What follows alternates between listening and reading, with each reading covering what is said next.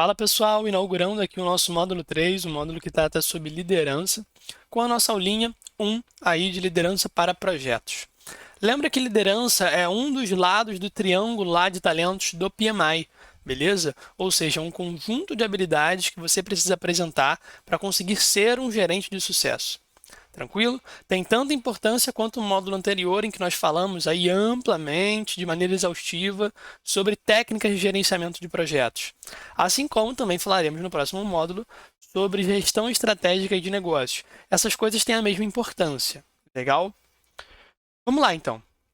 Pessoal, o PMBOK 7, ele traz para a gente um conjunto de 6 habilidades que todo gerente de projetos precisa ter para conseguir desempenhar os seus projetos com sucesso. Vamos passar por cada uma delas e em algumas específicas eu vou dar uma aprofundada a mais, porque isso vai te entregar um valor interessante. Vamos lá. Primeira, e lembrando que isso não está em ordem de importância, prioridade nem nada do tipo, tá? É só um ordenamento, não quer dizer que o estabelecer e manter uma visão do projeto seja mais importante que o tomar a decisão, por exemplo. Não é disso que se trata. Vamos lá. Estabelecer e manter uma visão do projeto. É muito importante que a sua equipe e os stakeholders, de uma maneira geral, tenham um entendimento claro daquilo que significa o projeto, do porquê que o projeto existe, do porquê que ele está sendo executado. Então, manter essa visão de propósito é muito importante para essas partes, mas também é importante para você, para manter o seu gerenciamento no eixo, você se manter focado ali numa visão de projeto, do que é, por que ele existe, é muito importante. Beleza? Pensamento crítico. Para toda e qualquer decisão que você tomar dentro dos seus projetos, vai precisar de pensamento crítico. Ou seja, a capacidade de analisar alguma coisa e tirar alguma oportunidade de melhoria dali. Ou apenas não, você faz análise e vê criticamente, você viu que não existe nada para melhorar naquele momento. Beleza? Mas é essa capacidade da gente analisar a situação de alguma coisa. Beleza? Motivação. Pelo nome, motivar a ação. Isso serve tanto para dentro, né? Quando a gente está falando de automotivação, quanto para fora, quando a gente está falando da motivação das pessoas do time, quanto para as pessoas que são os stakeholders ali, minhas partes interessadas, aqueles que são impactados pelo projeto, tá? É muito importante de você perceber que a gente não está falando de autoridade, né? A gente está falando de conquistar e fazer com que as pessoas façam bem o seu trabalho a partir de uma motivação. Você está motivando elas a agirem a favor do projeto, a agirem em favor do projeto, beleza? Inteligência emocional. Isso é um pouquinho difícil de definir, não é muito trivial, né? Porque a inteligência emocional ela se dá com a capacidade de nós lidarmos com nós mesmos, e aí tem algumas características que a gente vai tratar ainda nessa aula, e a capacidade de lidar com outros também, que também tem características específicas. Tomada de decisão. Pessoal, no projeto o tempo inteiro você está tomando decisões. Seja junto com o seu time, seja junto com o seu cliente. A habilidade mais importante aqui não é conseguir dar o veredito, né? Mas se comunicar bem para que as suas decisões sejam bem tomadas, considerar os pontos, considerar coisas a serem levadas em consideração para que a sua decisão ela seja holística, ela não seja muito fechadinha, senão a sua tendência a errar é muito grande. Então você precisa ter esse olhar. Um olhar amplo sobre a visão de projetos, sobre as nossas restrições, sobre o cliente, sobre o time, sobre o mercado. Então, a partir de toda essa visão, né, 360, a gente toma uma melhor decisão. Beleza? Gestão de conflitos. Bom, os projetos aí o tempo todo, não é novidade. Se você já atuou um pouquinhozinho na área, você já sabe que o conflito tem bastante. Então, você precisa ter essa capacidade de facilitação, de fazer com que as pessoas, mesmo em choque de ideias, consigam avançar dentro de uma lógica de projeto. Beleza? Eu coloco uma observação ali, vem comigo. O tailoring dessas habilidades é influenciado por alguns fatores. Lembrando o que é tailoring? Adaptação ao seu contexto, tá? E essa adaptação ao contexto ela é influenciada por, primeiro, experiência com o tipo de projeto. Então, às vezes, quando você é muito experiente, você vai ter um tipo de pensamento crítico mais apurado, porque você já viu tantos erros acontecerem que você tem uma aplicação dessa habilidade mais forte, tá? 2, maturidade do time de projeto. Isso envolve muito com a motivação, isso envolve muito ali com a nossa tomada de decisão. A maneira com a qual eu vou aplicar essas habilidades é influenciada pela maturidade do meu time. 3, estrutura de governança da empresa.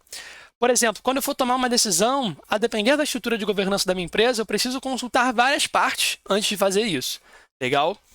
4, distribuição da equipe de projetos. Cara, você resolver um conflito e conseguir se comunicar melhor, por exemplo, em um ambiente que está todo mundo juntinho, presencial, é diferente do que quando está todo mundo, um espalhado em cada canto do mundo, né? Quando está um em cada país, um em cada cidade, um em cada estado, isso é diferente. Não quer dizer que vai ser impossível, tá? Porque projetos já são tocados de maneira remota há muito tempo, muito antes da Covid. Então, não se preocupe com isso, beleza? Eu vou aprofundar, pessoal, em 2 pontos. Aqui na motivação, porque esse conceito aqui talvez ele seja um pouco mal entendido, né? Muito lúdico, fica muito lúdico, né? Como é que a gente motiva uma pessoa? Quais alavancas a gente utiliza para motivar? Será que eu entregar chocolate para a galera resolve? Será que eu entrar com um buquezão de flores para todo mundo no dia de executar o projeto? Não exatamente, né? Tem algumas alavancas ali que fazem com que essa motivação ela aconteça de uma maneira mais fluida.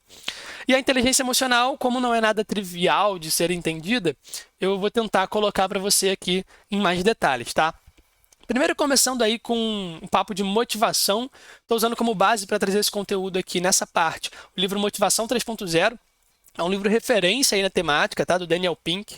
E ele diz basicamente que a motivação, sobretudo dentro do trabalho, ela é baseada em 3 pilares: autonomia, excelência e propósito. E para que isso não fique mal definido, ou a gente tenha um desentendimento, né, uma falta de alinhamento aqui, eu vou definir contigo cada uma dessas coisas. Autonomia, a necessidade de estar no comando de nossas vidas. Como é que você, cara, enquanto gerente de projetos, consegue proporcionar isso? Você delegar algumas decisões para o time tomar. Você não dizer às pessoas como elas devem fazer o trabalho que elas sabem fazer, que elas foram contratadas para fazer. E sim, você está ali como uma peça de apoio, uma peça de facilitação, uma peça de remoção de impedimento, de orientação, de mentoria, mas não exatamente aquele modelozinho de comando e controle chato, que ninguém gosta, né? Você está tentando fazer o seu trabalho, o cara está te dizendo como você tem que fazer o seu trabalho. Não cometa esse erro, tá? Não seja esse gerente de projetos, porque ninguém gosta. Excelência é o desejo de melhorarmos cada vez mais naquilo que fazemos. Então, tente sempre buscar feedbacks das partes interessadas, dê você também feedbacks ao seu time, deixe que seu time também te dê feedbacks, porque essa noção do que é possível melhorar faz com que a gente consiga atingir, né, ou pelo menos tenha melhores condições de perseguir a excelência, fazendo com que a gente seja melhor a cada momento, seja melhor a cada fase de projeto, seja melhor a cada mês de projeto. E isso gera uma percepção de motivação, ou seja, motiva o colaborador a fazer mais, a agir. Legal? Propósito, trabalhar com vistas a um objetivo maior que o próprio trabalho.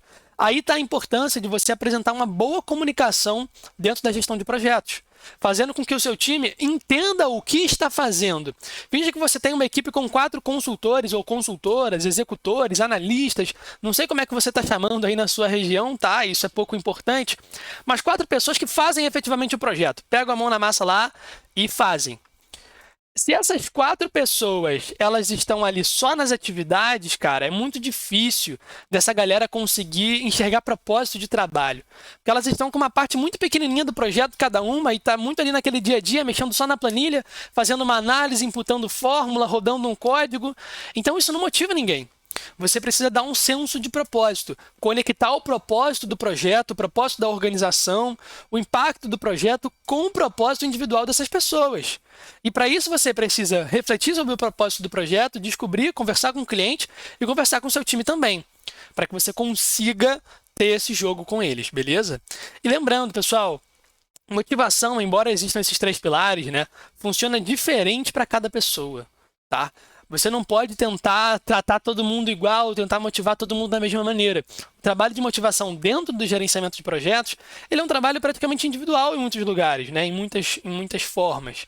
Porque você, para motivar o executor 1, o colaborador 2, você vai fazer de formas diferentes. Às vezes esse cara gosta de feedbacks mais claros, mais duros, e esse aqui nem tanto. Então você vai moldá-lo pelo feedback positivo e não pelo feedback corretivo, por exemplo. Beleza? Agora, tratando sobre inteligência emocional. Eu trouxe um autor aí pra gente, o Daniel Goleman. Ele é muito famoso falando sobre inteligência emocional. Se você jogar aí na Amazon, em qualquer outro site que venda livros Daniel Goleman, vai aparecer uma cacetada de livros dele falando sobre inteligência emocional. E ele traz para a gente que essa capacidade, né, essa inteligência emocional, ela se divide em duas frentes. A competência pessoal e a competência social. Esse CP e CS que eu estou sinalizando aqui, né? Competência pessoal, competência social. Essas três primeiras habilidades que você precisa apresentar para ter inteligência emocional é a autopercepção, ou seja, a capacidade de perceber as suas próprias emoções, a autorregulação, ou seja, a capacidade de lidar com aquilo que está sendo gerado, tá? A automotivação, você conseguir se auto-engajar para fazer o próprio trabalho, beleza? A empatia, a capacidade de você enxergar as emoções do outro, entender as emoções do outro. E aptidões sociais, a sua capacidade de se relacionar, beleza? Pessoal, mediante essas 5 coisinhas, a gente tem aí uma pessoa com inteligência emocional para atuar bacana dentro de um projeto. Você nunca vai ser perfeito ou perfeita, não tem problema, mas tenta pensar nesses pilares e ver onde você é mais fraco. Pause o vídeo um pouquinho, faça essa reflexão ou faça assim que o vídeo acabar, mas tente pensar sobre o que você é mais fraco, aquilo que você precisa se desenvolver na próxima semana e pense a mesma coisa sobre os seus colaboradores que estão com você, tá? No que essas pessoas têm um pouco mais de deficiência, como é que você pode ajudá-las, beleza? Show de bola. Pessoal, ficamos aqui com essa nossa aulinha, essa primeira aula aqui do nosso módulo falando sobre liderança, nosso módulo 3. Espero que tenham curtido. Qualquer dúvida, comentário, feedback, podem vir aqui no vídeo, aqui embaixo, para poder conversar com a gente mais um pouquinho, beleza? Tchau, tchau. Até a próxima aula.